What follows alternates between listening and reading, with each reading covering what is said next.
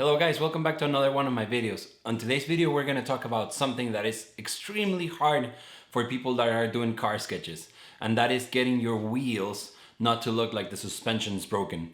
We've done a few videos about how to control your wheels and how to make them look right and the width and stuff, but we haven't done a video about how you control the axis of your wheel so it doesn't look like it's tilting the wrong way.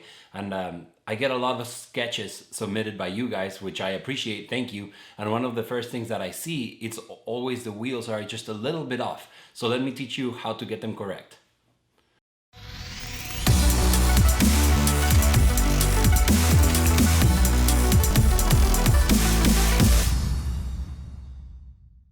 So it's been a few months since I started this channel, and I'm getting some really good followers, and they send me stuff and they ask a lot of questions, and they thank me so much because they're learning from this.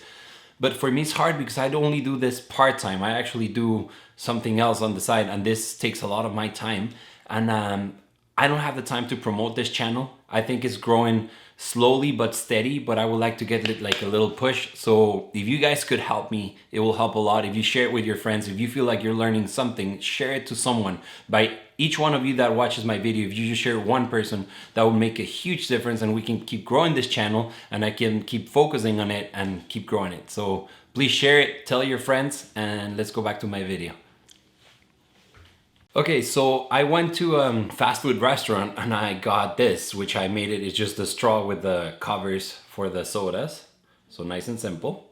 The reason I got this is because this is pretty much like the car and the axle, like the wheels with the axle on it. And any circle that is in perspective becomes an ellipse. So as you see it, it starts turning into ellipse as soon as I turn it. Now, every ellipse, the way you control how much the ellipse is tilting, it has a major axis and a minor axis. And I'm gonna explain this on paper, but this is a really good way for you to visualize it. And if you can go to a fast food restaurant or a gas station and get two covers and a straw, you can actually see this and visualize it yourself. So this is with the two wheels. Let's try it with just like a central wheel with an axis going all the way through it.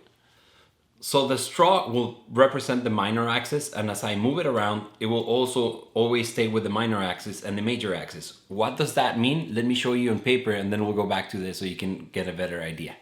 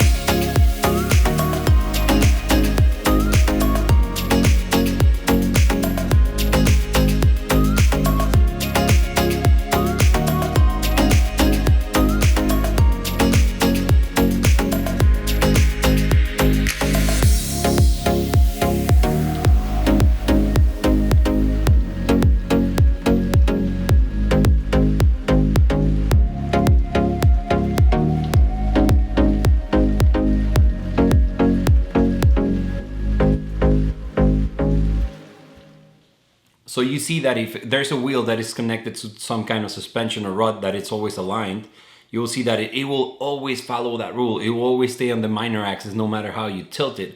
And that's gonna help you with your product designs, architecture, whatever you draw in cars, anything. It will just like make you understand that if there's an axis that is standing still, your axis will always be like this. If it's horizontal, it will stay like this. But once you go into perspective, then it starts to tilt, and you're gonna have to be able to tilt that with your perspective.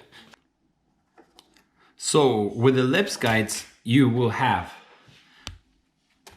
always the minor axis, which is this way, and the major axis, which is this way, and they're always marked. So it's pretty much right through the middle of it. So for car wheels, for like if you're drawing a camera, like the lens, all that stuff has to follow that line to be in perspective and not look off. So if you were drawing a car which is sitting flat on the ground, it's easy because then you're just following, you're just keeping that line perfectly horizontal. So if I just mark the height of it and I say like, well, this is the axis where the wheels are mounted, right? So then you just match that to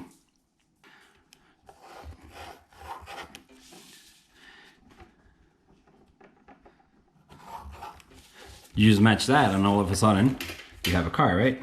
I'm just gonna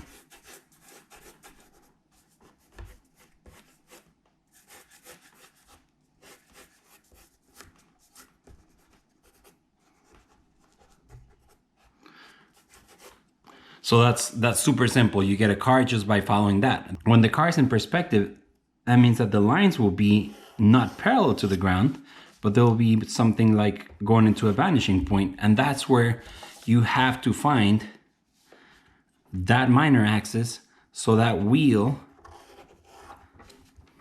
say if it's like a tire, so I'm getting stuck with my camera. So if that's like a tire, you'll have that tire on one side, and then you can have the other tire farther back.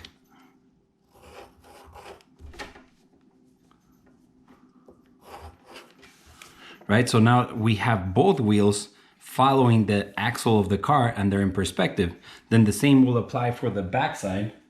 So that was a 40, I'm gonna go 15 degrees lower, right? And your other tires will be somewhere back here, smaller because of perspective or something, because of perspective, but they will follow that same.